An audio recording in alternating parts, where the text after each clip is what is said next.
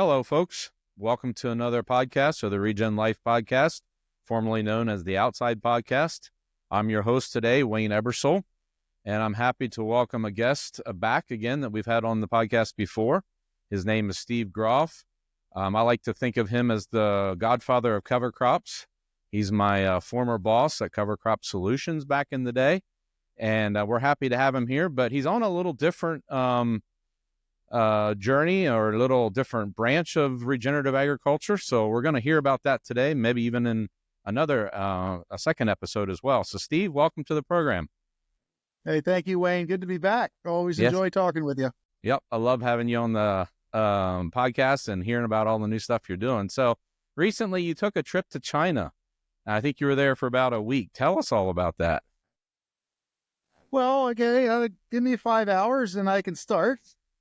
No, seriously, I had been to China 12 years ago with, as a chaperone for my daughter's high school homeschooled choir and through those connections. So I didn't get a good chance at that time to see much of agriculture, although by happenstance, I was able to tour a John Deere factory in China on that trip.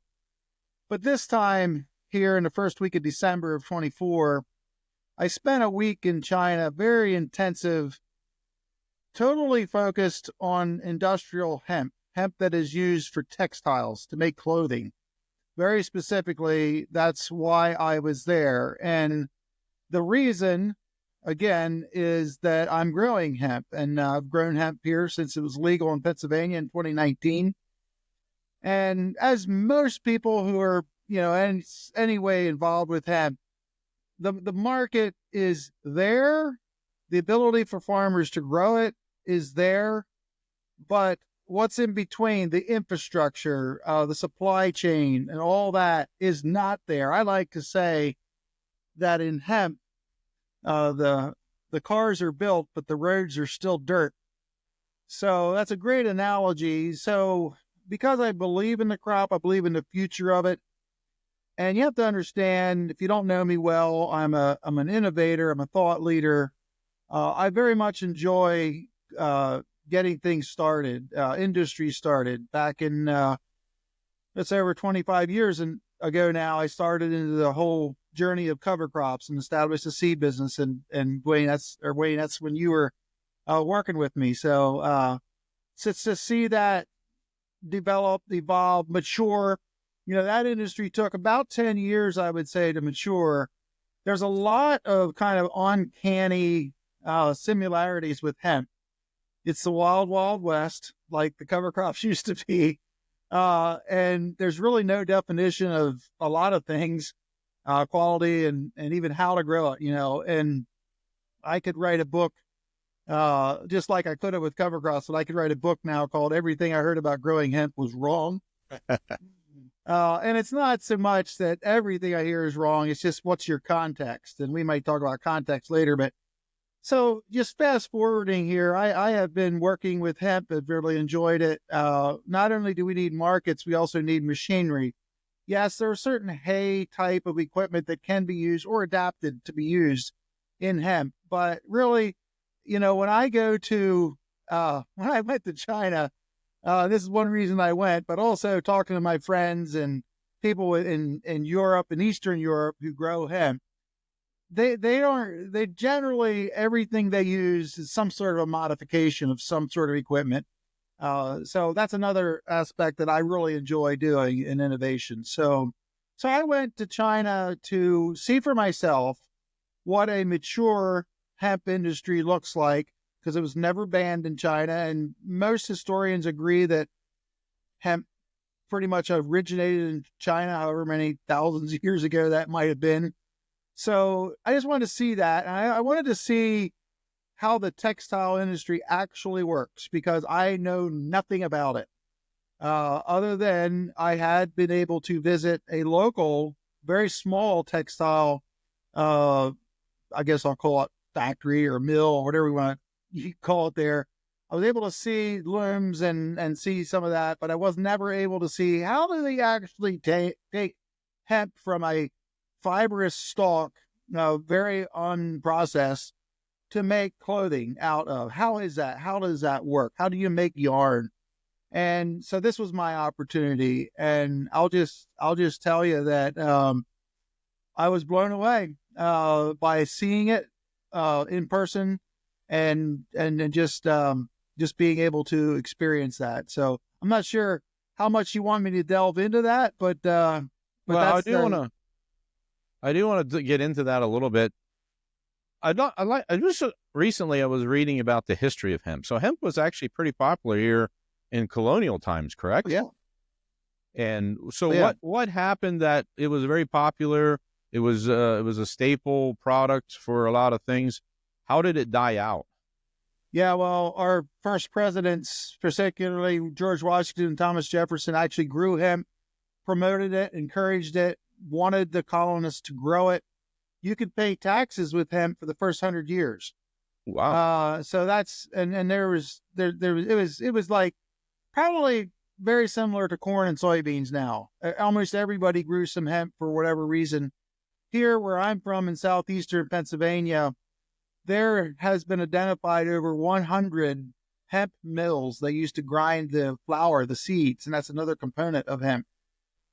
So it was well used. It was the plant was used again to make clothing and ropes, sails for ships back, when they needed sails. That was what they used. It was a necessary commodity. And you might ask, well, where does cotton fit in this? And here's the big difference between cotton and hemp historically. Cotton is relatively short fibers, maximum 3 inches in length. Hemp fibers can be literally 10 feet long. So there's a lot more of options. And hemp fibers are stronger than cotton, when you get down to the very, the fiber strength and so forth. Now, I can get in later to currently what's the difference between hemp and cotton, but for the sake of historical references and going back, hemp was very popular. Even something called cannabis oil was popular, which the thought now is that was a combination of what we would say CBD, which a lot of people heard about, and THC, and it was a low grade oil that most people had a cannabis oil tincture in their medicine cabinets. It was a common thing, to cure whatever ails you. So people didn't get high off of it. That didn't start occurring till around the turn of the century, the 1900, the year 1900, more or less.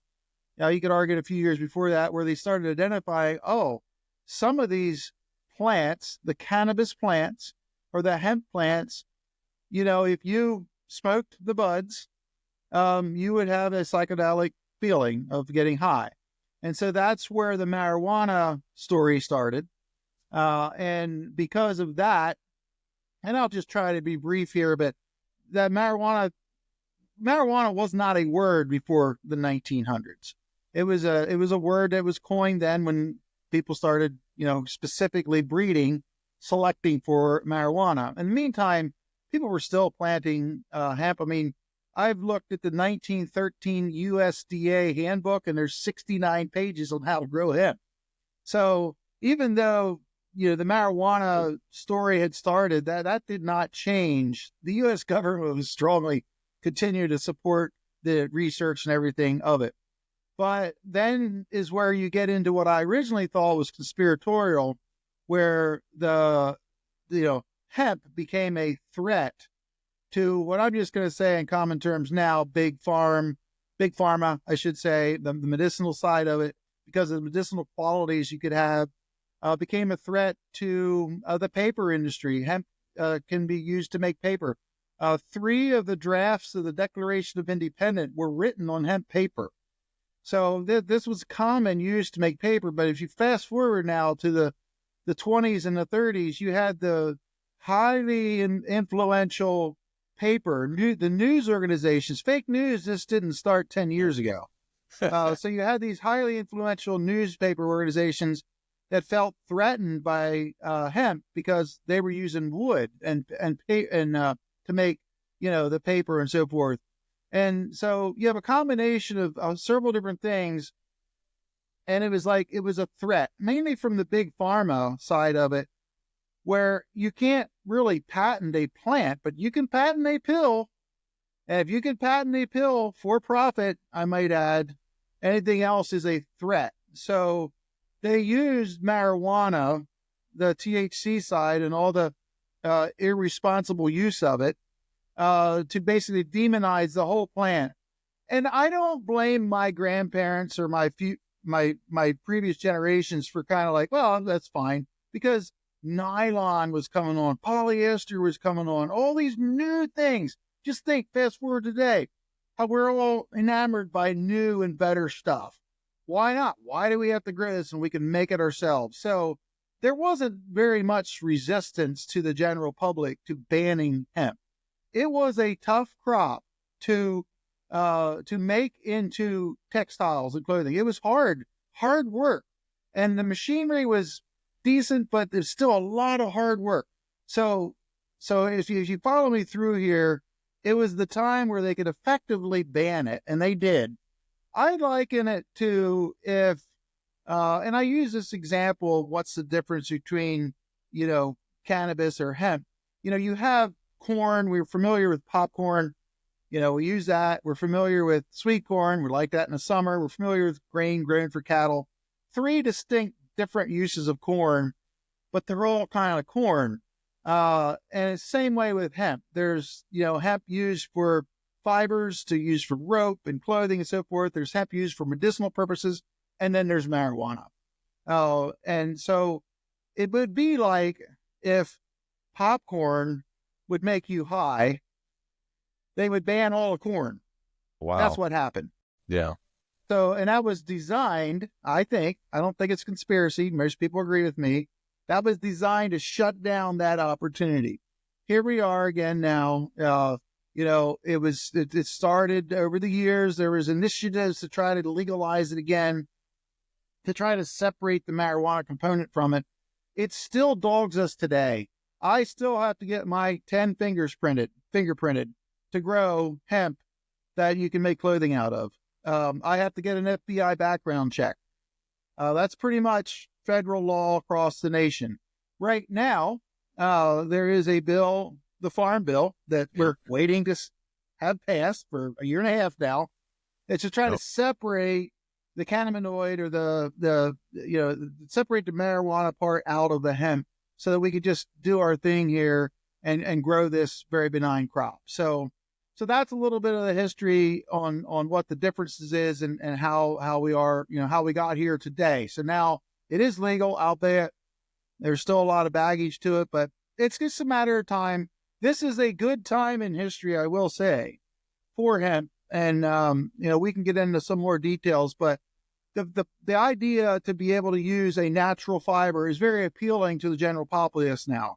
The idea that hemp pulls out, carbon out of the air, CO2 out of the air, that satisfies a lot of the current efforts of people trying to do that.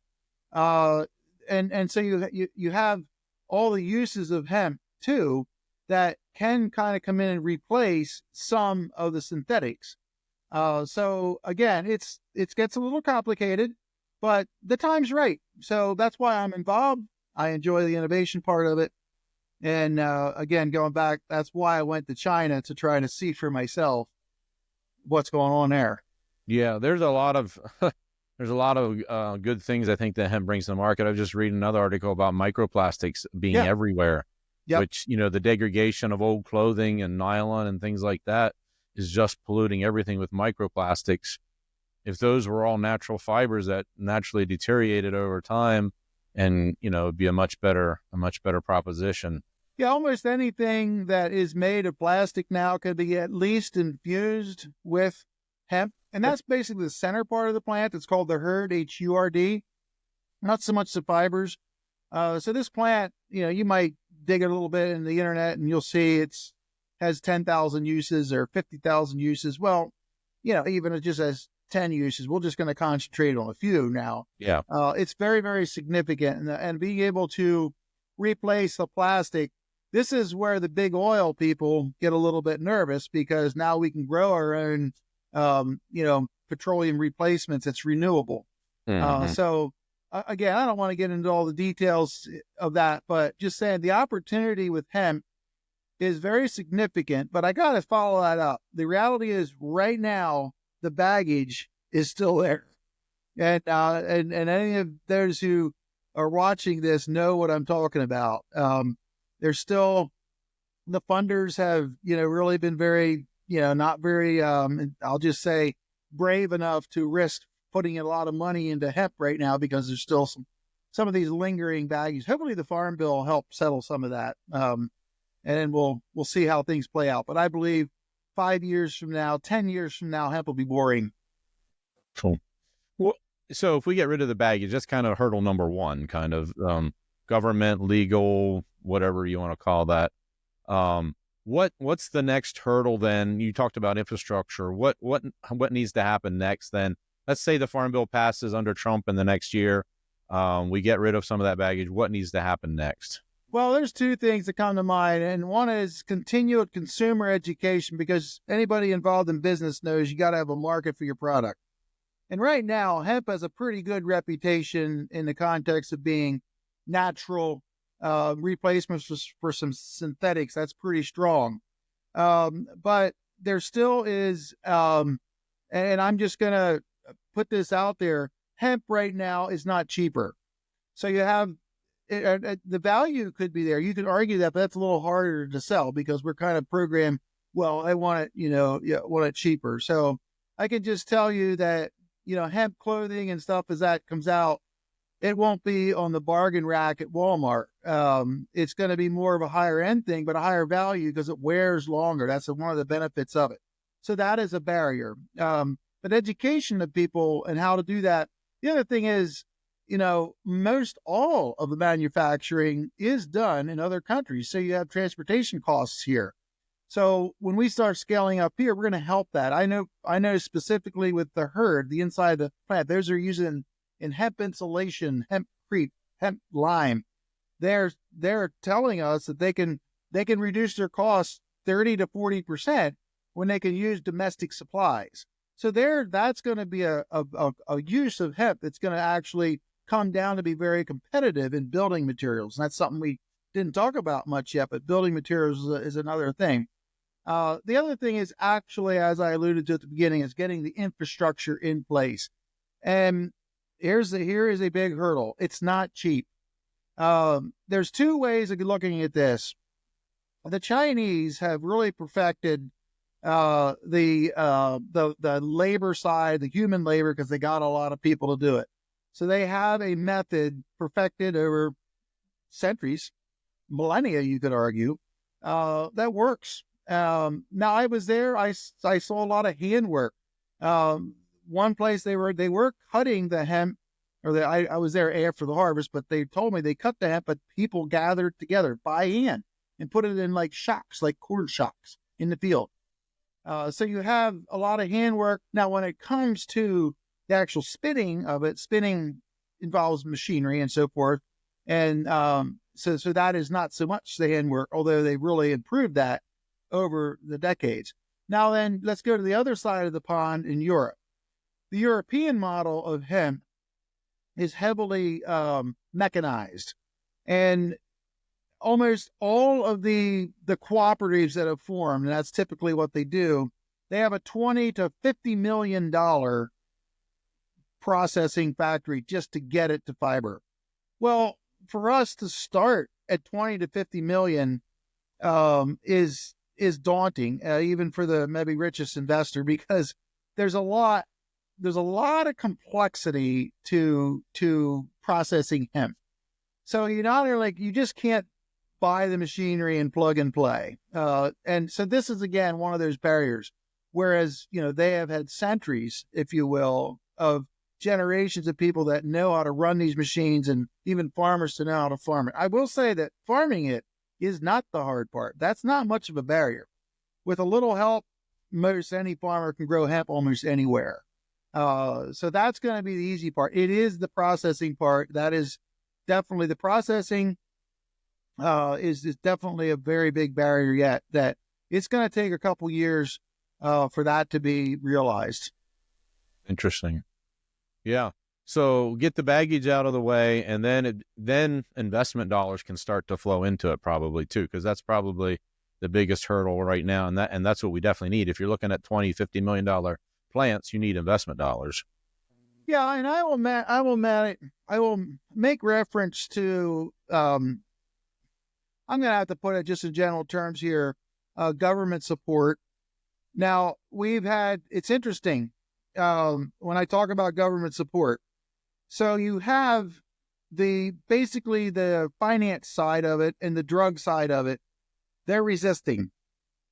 And then you have the environmental side pushing and promoting. They're starting to give grants out. I just received a very large grant I'm involved with to grow hemp.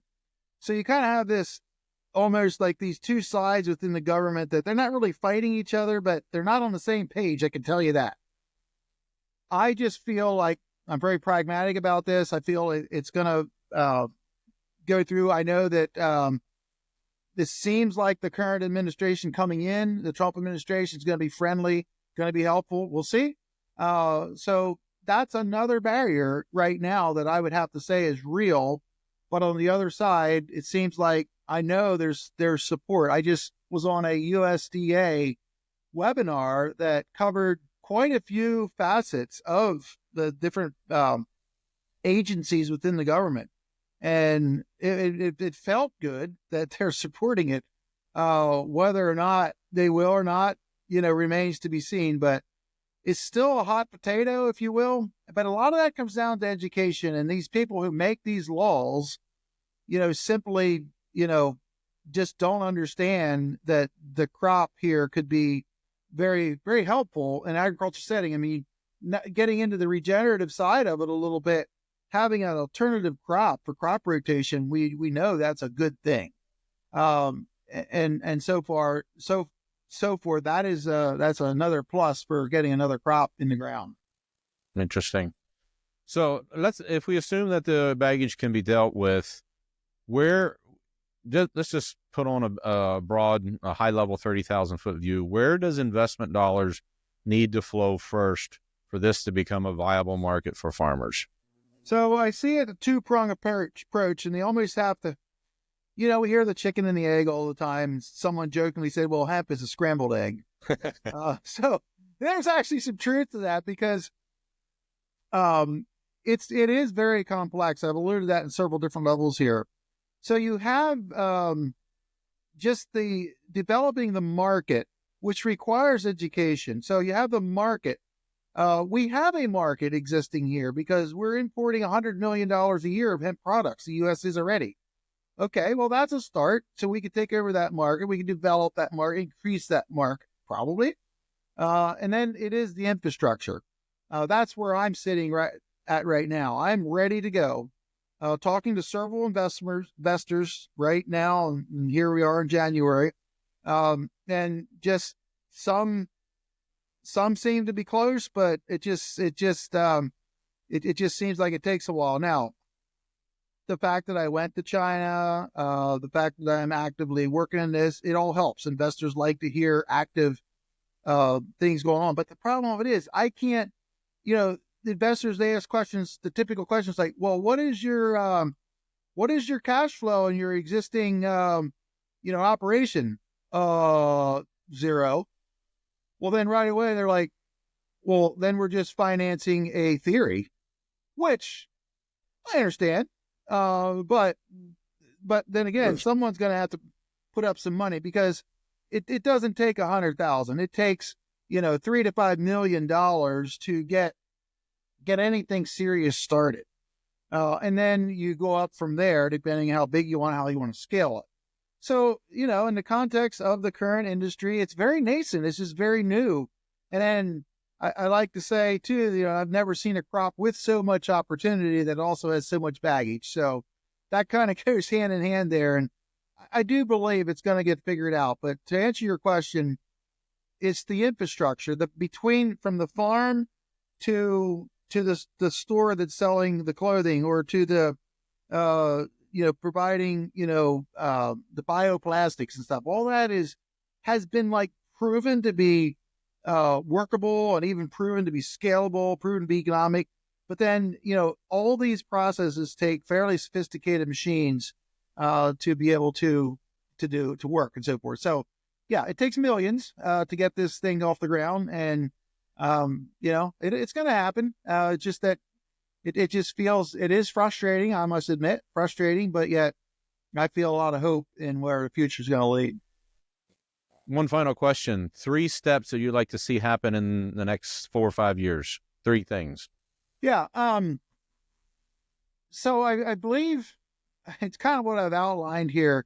You always have to think about getting that market developed first. And I've been a kind of an entrepreneur all my life. I'm a farmer, but I've learned that you don't just grow tomatoes and then walk into a store the 1st of August and say, hey, I got 30 boxes of tomatoes. Can you take them? No, you have to develop that market, cultivate the relationship, and so forth. So, the marketing is probably, I'm going to have to say, is number one, but right alongside of that is the step of getting this infrastructure built out. And then I'm going to say the third one is working with the farmers. And I say that's the easiest thing. Maybe I can say that because I am a farmer, but it doesn't take a lot of investment for the farmers to get going. It really doesn't. They need some direction because, that's a new crop. Where do you get the varieties, and what's the fertility regimen? All these, simple questions that every farmers have. So, the 3 steps to get the marketing out, get the infrastructure built out, get the farmers going, and we'll have an industry here before long. Interesting. Well, that's a great place to end this episode. I think we're going to do another one. We'll do a future one on the regenerative side of hemp. So we'll do that at another time. But thank you, Steve, for sharing about that. And I guess there is a lot of infrastructure or a lot of manufacturing processes that are coming home. Trump, in his first term, talked about that. I know China, a lot of like chip manufacturing is moving here and stuff like that. So maybe the hemp industry can be one of those. So hopefully, yeah. Thank you, Steve. It was a pleasure having you on today, and I look forward to talking to you again soon. Will do. Thanks.